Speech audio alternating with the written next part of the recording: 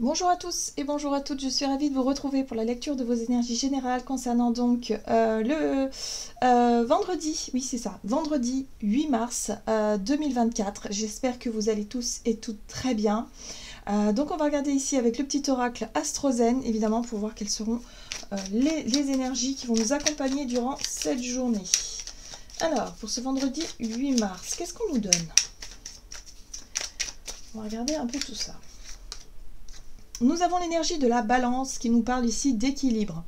Je fais attention à mon équilibre et à mon harmonie intérieure afin de favoriser des relations justes pour moi. Alors ici on nous parle de relationnel, mais moi j'ai l'impression que c'est beaucoup plus vaste que ça. Hein. L'énergie de la balance, c'est l'énergie de la conciliation, c'est l'énergie effectivement de l'équilibre, c'est la recherche d'harmonie, mais en toute chose, en nous, à l'extérieur de nous, peut-être dans tous les domaines. Hein. Voilà, là j'ai l'impression ici qu'on nous invite à être dans la demi-mesure plutôt que dans les extrêmes, bien évidemment, ou en tout cas dans quelque chose de trop catégorique, de trop...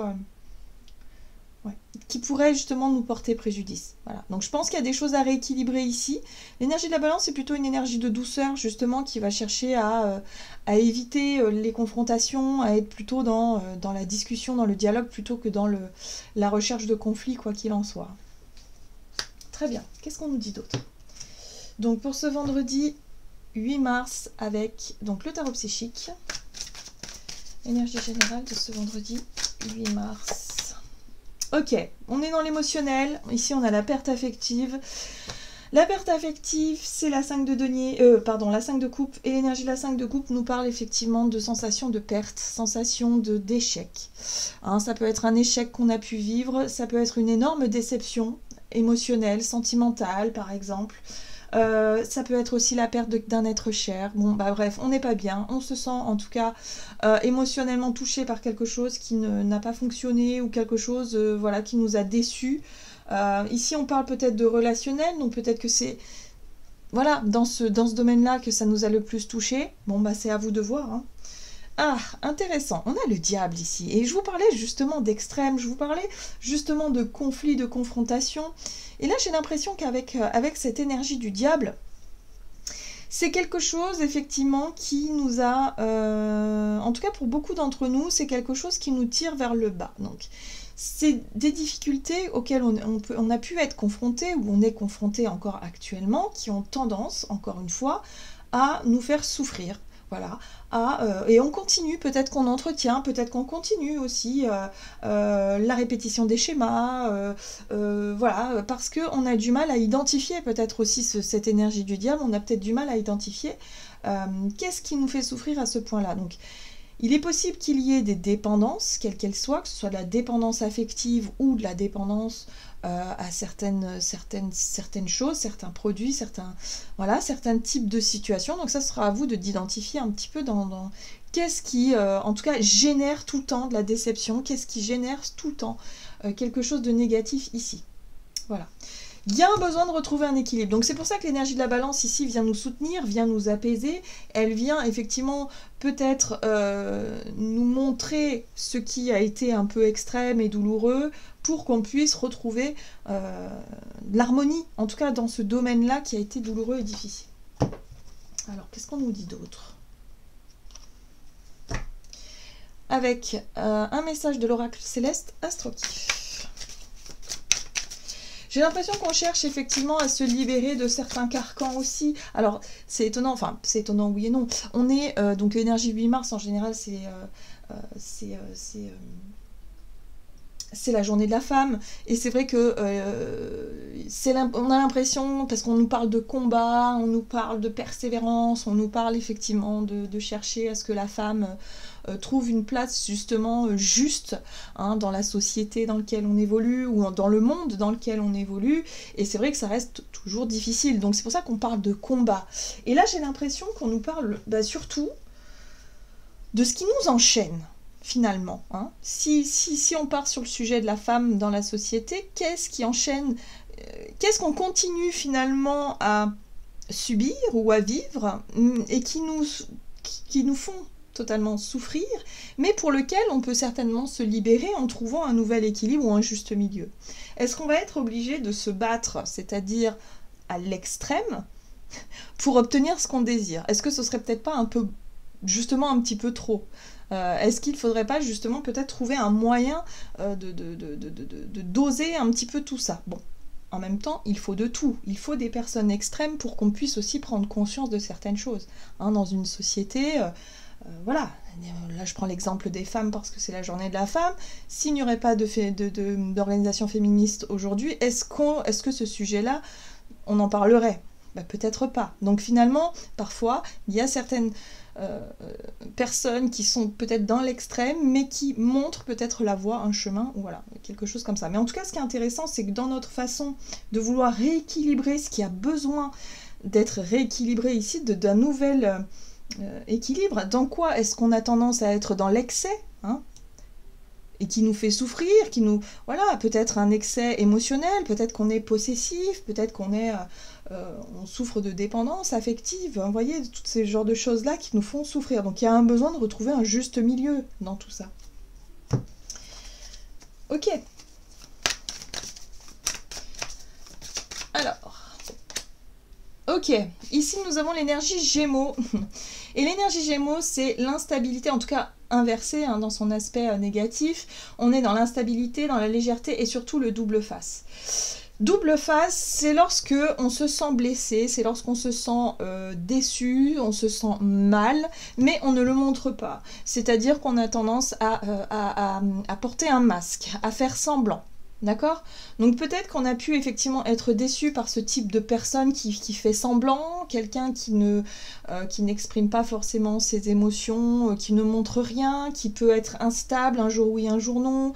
Ça peut être nous aussi, hein, on peut se laisser déborder par nos émotions et du coup être peut-être ne pas forcément être très agréable pour notre entourage. En tout cas, on a besoin de retrouver l'équilibre dans tout ça pour sortir d'une période d'instabilité ou en tout cas sur le plan émotionnel, quelque chose d'insatisfaisant. Alors, ici on nous parle effectivement de notre maison 9, donc le voyage, les langues étrangères, la religion, tout ce qui est en lien avec la foi aussi, l'envie de découvrir, l'envie de découverte. Là j'ai l'impression qu'on découvre peut-être les nouvelles facettes de certaines personnes ou peut-être même de nous-mêmes. Par effet miroir, hein. C'est intéressant aussi. Hein. Par moments, on peut être confronté à ce type de personnage en fait, qui a tendance peut-être à mentir, qui peut tenir un double discours, qui peut jouer des rôles, qui porte des masques, qui n'est pas forcément franc ou franche dans sa façon d'aborder les choses. Voilà. Donc là, on pourrait découvrir quelque chose, découvrir quelqu'un, se rendre compte finalement que ce que l'on croyait, ce que l'on pensait être peut-être honnête, ne l'est pas. Vous voyez, quelque chose comme ça. Hein. Pour moi, la maison 9, c'est la maison de la découverte aussi. Hein. Donc, il y a peut-être des choses à apprendre encore sur cette situation-là ou sur cette personne-là. Donc, vous voyez comment ça résonne. Hein. On va regarder ici avec l'oracle des 7 énergies. Donc, pour cette journée du vendredi 8 mars. Le pouvoir du but. Donc là, il va falloir redéfinir l'objectif premier. Finalement, dans cette situation-là où on a été déçu, quelles étaient nos attentes? Quelles étaient nos attentes? Quel était notre objectif? Est-ce qu'on ne se serait pas finalement illusionné nous-mêmes? Est-ce que ce masque, on ne l'aurait pas porté nous-mêmes? Est-ce qu'on ne se serait pas dit, bah tiens, finalement, cet objectif-là, c'est ce que je veux, ça me plaît, c'est génial, oui, je me donne à fond là-dedans. Et puis finalement, se rendre compte que on n'a peut-être pas pris conscience de l'enjeu, ou on n'a peut-être pas pris conscience finalement que c'était peut-être pas ce qu'on voulait. Ou alors, c'est ce qu'on voulait, mais on s'y est pas pris de la bonne façon. Vous voyez, hein, je pense que l'énergie Gémeaux, c'est pas forcément que quelqu'un d'extérieur, ça peut être aussi nous-mêmes. Moi, j'ai l'impression ici qu'on a pu être confronté à quelque chose où on s'est trompé, tout simplement. Parce qu'on a peut-être nourri des attentes. On a peut-être encore une fois répété certains schémas négatifs par rapport à ce qu'on désirait et du coup on s'est un peu illusionné. Oui, c'est possible. En tout cas, ici on nous invite à retrouver l'art de la conciliation avec l'énergie de la balance, à retrouver un juste milieu sans dramatiser non plus sur la situation, mais en même temps de retrouver peut-être aussi ouais, cette notion de volonté de continuer, de persévérer, encore une fois. Hein. C'est vrai que l'énergie de la veille, on était vraiment dans une énergie où il fallait pas baisser les bras à la moindre problématique. Bah là, c'est un peu ça. C'est comme si on se sentait vraiment déçu parce qu'on pensait certainement que ça allait fonctionner. On a peut-être été déçus des personnes qui nous ont soutenus et puis au dernier moment qui nous ont tourné le dos. Hein. C'est possible aussi, c'est vraiment l'énergie Gémeaux inversée, ça. Hein. C'est les personnes qui tiennent pas leurs paroles, leurs promesses. Voilà. Donc il y a quelque chose comme ça. Bref, en tout cas, on a un objectif et on est déçu parce qu'on a l'impression qu'on n'arrivera pas à l'atteindre, cet objectif-là. Or là, on nous invite à réveiller le lion. Il ne va pas falloir baisser les bras. Il va falloir surmonter cette déception-là pour pouvoir obtenir ce qu'on désire. Donc là, il va falloir se dire que, ok, ce qui a été révélé ici, ce qui a été montré ici comme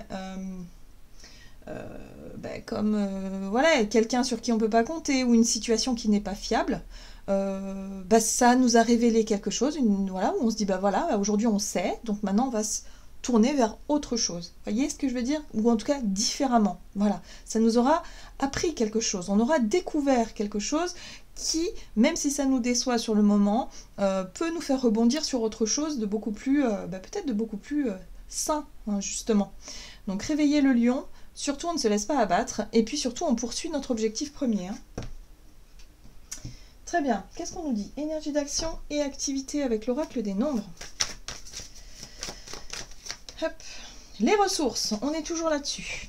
L'argent, les coups de pouce, les coups de main, le côté pratique, vous voyez, le partage à deux. Donc moi j'ai bien l'impression ici qu'on a été vraiment déçus parce qu'il y a peut-être une personne qui s'est désistée ou une personne qui n'a pas tenu parole.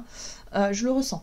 Donc bon, on reste pas bloqué là-dessus. Voilà, on essaie de trouver un arrangement, on essaie de trouver quelque chose. En tout cas, l'énergie de la balance va nous aider surtout à ne pas focaliser sur la perte, mais plutôt chercher des solutions autres. On a pu peut-être se faire duper par quelqu'un aussi, voilà, par rapport aux ressources, par rapport à une somme d'argent. Bon, ça arrive, malheureusement. Alors, la 4 de bâton parle de promesses et d'engagement, justement. C'est de la stabilité retrouvée par rapport à une situation qui peut se stabiliser. Hein, donc, ça peut être un contrat de travail, ça peut être, on trouve un accord, un projet qui se stabilise ou en tout cas qui trouve certaines ressources qui nous permettent de commencer quelque chose. On a un accord qui peut être signé, un accord peut-être de parole tout simplement. On est sur la notion de partage à deux, ok. Et là on a la trahison, mais c'est exactement ça. Bon ben voilà, ok. On est déçu parce qu'effectivement on pensait avoir la parole de quelqu'un, on pensait que la personne allait tenir ses engagements. Or là il y a pu y avoir mensonge, trahison, voilà, on tourne le dos, voilà. Donc ce sera en fonction de différentes personnes, donc attention aux ressources. Et puis là, regardez, ça tombe. Hein, la tour, c'est l'événement inattendu, on ne s'y attendait pas, on est surpris, on est déçu. Voilà, donc là, il va falloir trouver une solution.